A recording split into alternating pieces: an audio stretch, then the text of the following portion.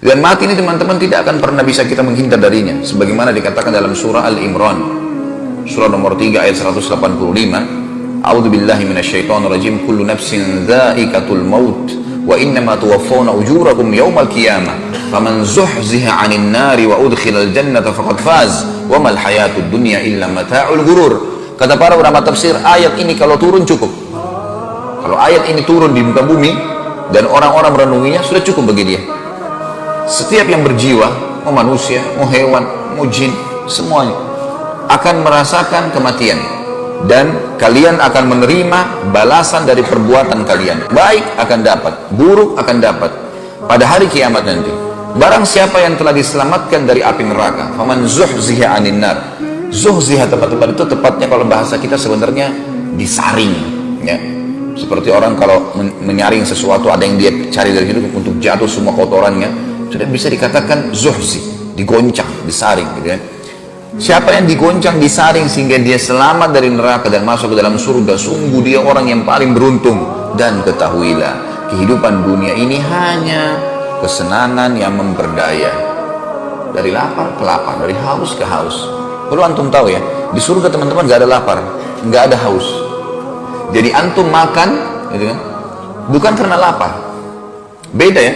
Kalau orang lagi mau makan, karena dia lapar, maka dia makan apa saja yang ada di depannya, dia makan, sudah lapar. Tapi kalau orang tidak lapar, lalu antum ditanya mau makan apa, kita masih punya opsi, kayaknya saya pengen makan ini deh, karena memang kita tidak lapar. Beda, orang yang tidak lapar akan menikmati makanannya. Orang kalau lagi tidak lapar, dihidangkan banyak makanan, dia bebas mengincipi yang ini, mengincipi yang itu. Begitu pula dengan kenyang. Di surga nggak ada kenyang, nggak ada kenyang. Jadi makan tidak ada batasnya. Sampai dia merasa dirinya sudah cukup, dia ingin pindah ke makanan lain, baru dia pindah. Orang minum bukan karena haus, dinikmatin. Sehingga dia minum yang Allah menyebutkan banyak dalam Al-Quran tentang masalah ya, minuman yang berjahe, air susu, ya, kemudian sungai arak yang tidak memabukkan, kemudian madu. Semua disebutkan.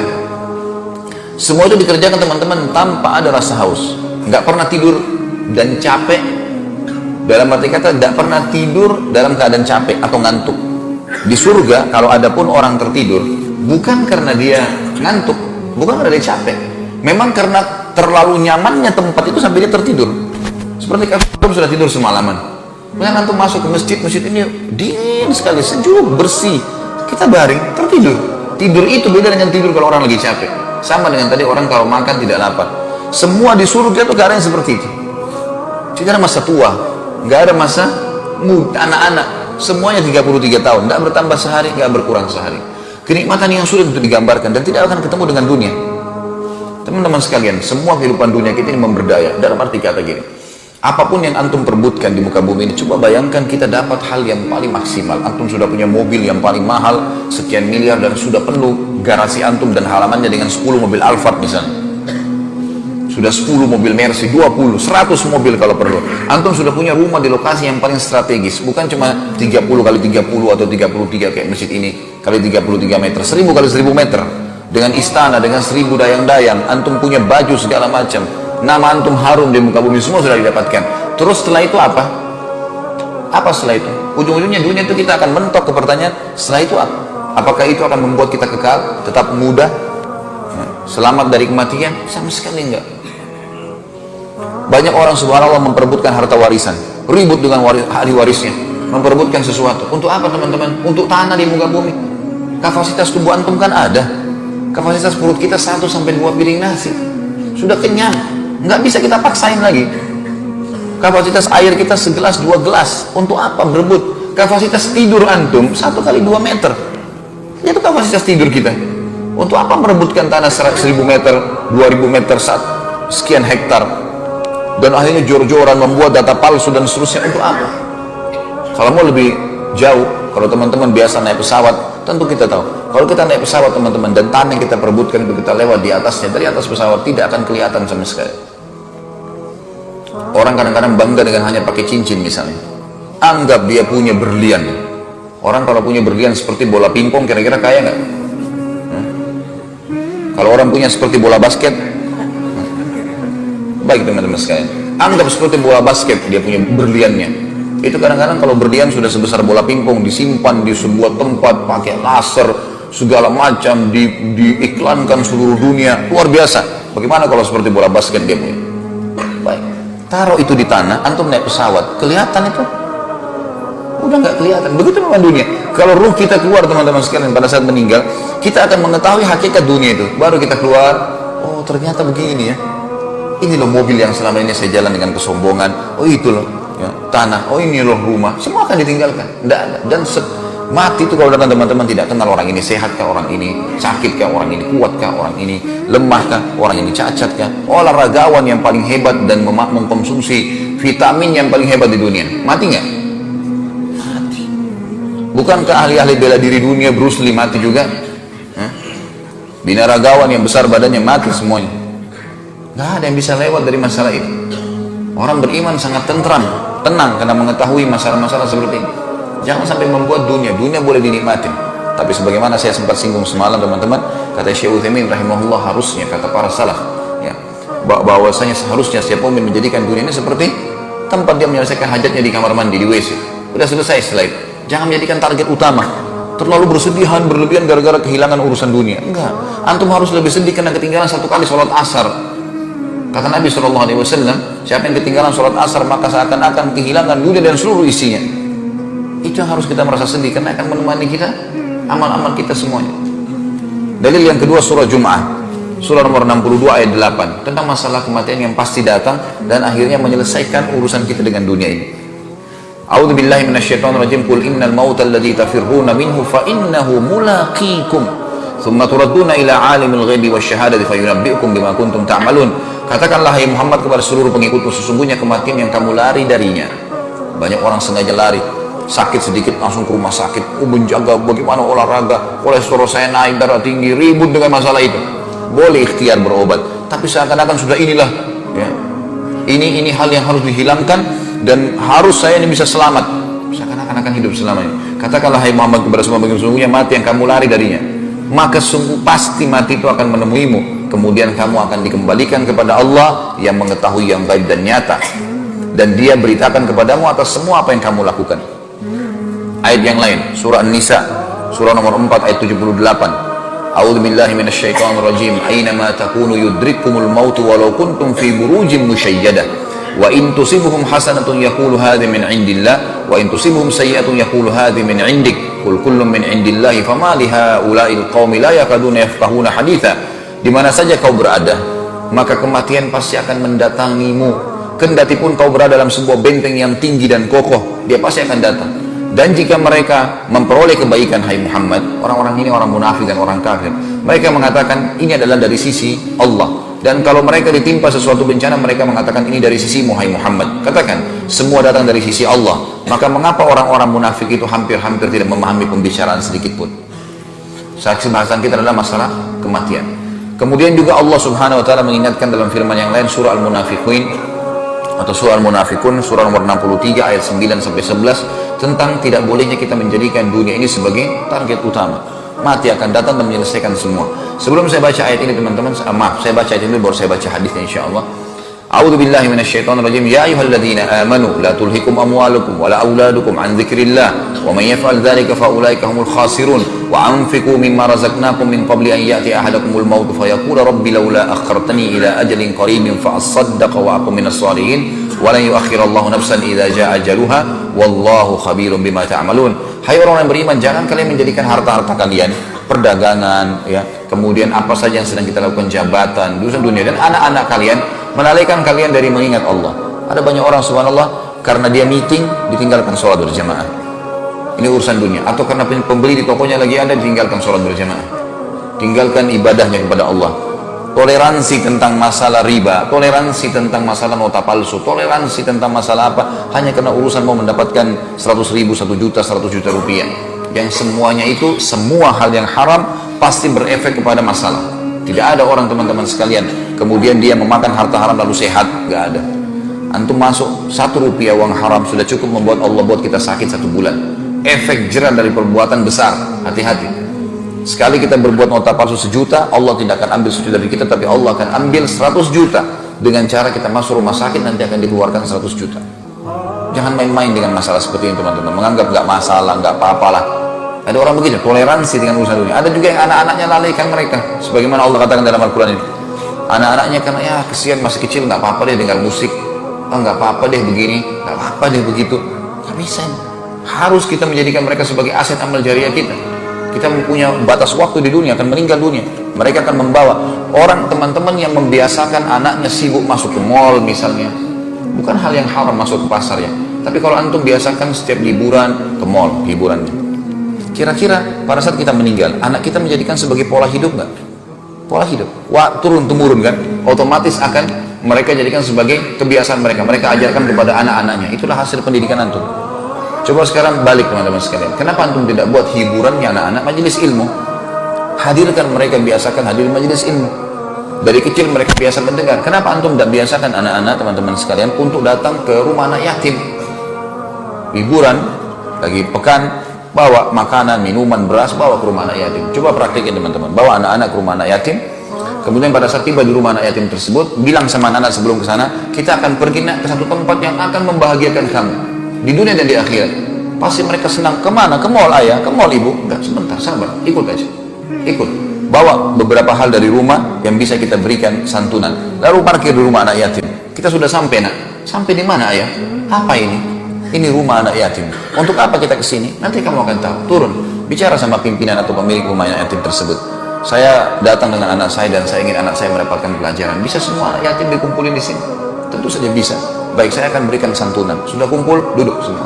Kemudian bilang sama anak kita, nah, di depan kamu ini semua ini yang kamu lihat anak-anak adalah anak yatim. Yatim artinya ayahnya nggak ada yang menaungi. Tahu kenapa mereka ditaruh di sini dalam asrama? Karena nggak ada ayahnya. Ada juga yang tidak ada ibunya. Dari kecil mereka tidak tahu apa-apa. Orang-orang tua inilah yang menjadi orang tua angkat mereka. Mereka makan diatur, mereka dikontrol, mereka harus diawasi. Nggak ada sebuah penaung. Kamu sekarang masih punya ayah, masih punya ibu. Bukankah itu sebuah nikmat yang besar yang harus kamu syukuri? Kemudian pertemukan anak kita dengan anak-anak yatim itu, coba. Suruh ngobrol, suruh sampaikan, nah anak yatim satu bersilat, tidak usah direkayasa, langsung datang. Bagaimana perasaannya nak tidak punya orang tua? Ceritakan kepada anaknya paman ini, anaknya om ini, anaknya tante, biarin dia cerita. Nanti anak yatim ini akan mencerita, oh saya begini, saya berharap punya ibu, saya berharap punya ayah, saya begini. Coba dengarkan 10 anak. Kira-kira pada saat anak kita pulang teman-teman, dan minggu depan kita akan buat lagi, kita akan ke tempat rumah anak yatim yang lainnya, nah kita akan buat, berikan hadiah. Mereka lalu melakukannya dengan gembira dan sudah tahu apa yang kita lakukan. Kira-kira pada saat kita meninggal, mereka akan jadikan pola hidup nggak? Berarti sudah terbiasa ke rumah anak yatim teman-teman. Terbiasa membantu orang susah, terbiasa mengunjungi masjid-masjid, terbiasa menghadiri majelis ilmu. Itu yang kita butuhkan untuk akhirat. Bukan menghabiskan waktu pada hal yang sia-sia. Anak-anak, pasangan hidup, harta kadang-kadang membuat orang lalai. Sekali lagi, bukan dilarang untuk masuk ke pasar atau ke mall, tapi jangan jadikan sebagai pola hidup teman-teman. Terlebih lagi kita tidak bisa terlepas dari masalah terbukanya aurat lawan jenis, belum terdengarnya musik yang mau tidak mau akhirnya terdengar, yang seperti dia dengan Al-Quran seperti minyak dengan air, susah untuk dipertemukan. Maka harusnya kita jangan jadikan itu semua sebagai pola hidup kita. Allah mengatakan, jangan hai orang beriman, jangan sampai hartamu dan anak-anakmu melalaikan kamu dari mengingat Allah. Barang siapa yang membuat demikian, maka mereka itulah orang-orang yang rugi. Dan belanjakanlah sebagian dari apa yang telah kami karuniakan kepadamu sebelum datang kematian kepada salah seorang di antara kamu. Lalu ia berkata, ya Tuhanku, pada saat malaikat maut sudah datang, seperti di masjid ini, bisa terjadi. Di ujung masjid malaikat maut datang sekarang teman-teman sekalian. Lalu kemudian mendatangi saya, antum nggak lihat, saya lihat, dicabut roh saya, dalam hitungan detik meninggal. Khalid Basalamah coba dikenal pernah ceramah, selesai ceritanya. Semua mobil, istri, anak, pakaian, habis semuanya. Udah, saya dengan roh saya dibawa, udah. Jasad ini tinggal dimandikan, dikafani, masuk kuburan. Sudah habis ceritanya. Baik, itu bisa terjadi kapan saja teman-teman. Kenapa harus kita menundanya, menunggu pada saat sakit? Bukankah banyak orang keluar rumahnya dengan pakaian rapi terus tiba-tiba ditabrak di jalanan, kemudian meninggal dunia? Di Jakarta begitu kemarin, ada orang keluar dari mall bawa barang banyak, begitu naik mobil, tukang parkirnya gembira melihat orang ini karena pakaiannya, mobilnya mewah. Begitu dibantu untuk keluar, dia injak gas waktu di starter mobilnya, tabrak mobil di belakang, hancur mobil di belakang. Ribut tukang parkirnya, kenapa bapak nggak lihat? Nggak bersuara, gas tapi diinjak. Begitu dibuka pintunya, meninggal orang itu. Pakaiannya rapi, mobilnya mewah, nggak ada apa-apa, jalan bawa banyak barang-barang belanjaan, meninggal dunia di tempat. Bagaimana caranya orang tidak berpikir masalah-masalah seperti ini teman-teman sekalian? Artinya dunia dinikmati, makan, minum, segala, tapi kita harus tahu ada akhirat. Mengetahui kalau ada akhirat itu membuat hati tentram. Dikatakan lalu di sini, Pada saat orang mati itu dia akan mengatakan, ya Tuhanku, mengapa engkau tidak tangguhkan kematianku sampai waktu yang dekat? Ya Allah, tolong mundurin matiku, jangan dulu dicabut ruhku ini. Dan aku akan termasuk orang-orang soleh. Mulai sekarang aku akan terus patuh. Dan Allah sekali-kali tidak akan menangguhkan kematian seseorang apabila datang. Dan Allah maha mengetahui lagi maha apa yang kalian kerjakan. Allah menyuruh kita berbuat kebaikan, teman-teman. Selalu sibukkan diri dengan kebaikan. Dari kebaikan kepada kebaikan. Karena orang beriman, bukan berarti kalau kita beriman dan beramal soleh kita nggak makan, kita nggak minum. Enggak loh. Orang kafir dan orang fasik makan dan minum. Orang beriman juga makan dan minum. Mereka tidur, kita tidur. Sama fenomena dilewati. Tapi ini selalu terjaga, ini malah tidak terjaga. Pelanggaran-pelanggaran yang mereka lakukan. Hasan Basri rahimahullah pernah lagi mengantar jenazah. Kemudian dia lagi berzikir. Antar jenazah, yang subhanallah, alhamdulillah, wa la ilaha illallah, Allahu akbar. Ada satu anak muda di sebelahnya mengatakan, hai imam, kenapa anda berzikir? Mengantar jenazah ini berzikir, kenapa dilakukan? Ada perintah, ada sesuatu. Kata dia, hai anak muda, ini jenazah yang sedang kita antar sekarang. Kalau tiba-tiba sekarang Allah hidupkan, apa yang dia lakukan kira-kira? Apakah dia akan melakukan ketaatan kepada Allah atau melakukan kemaksiatan kepada Allah? Dia akan berzikir, dia akan baca Quran, atau dia akan berdoa, sholat, atau dia akan berzina, dia akan riba, dia akan dusta? Kata anak muda itu dia akan beriman dan beramal soleh. Kata Hasan Basri, kenapa? Karena dia sudah mati, dia sudah tahu nilainya ibadah itu. Pada saat orang meninggal, teman-teman, kita ini semua akan meninggal. Semua kita sedang menuju ke liang lahatnya, tinggal tunggu siapa yang jatuh duluan.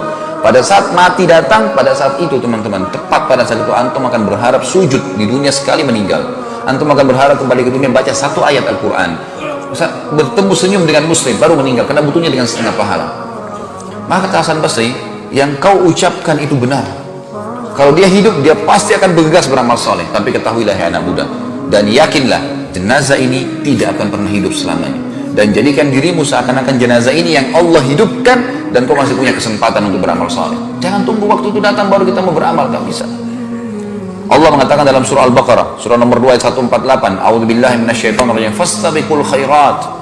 Cepat berlomba dalam mengerjakan amal saleh. Jangan tunda. Dari amal soleh ke amal soleh, amal soleh ke amal soleh. Saya di Jakarta didik jemaah saya mengatakan, Bapak Ibu sekalian, habis hadir di pengajian, iman kita akan bertambah.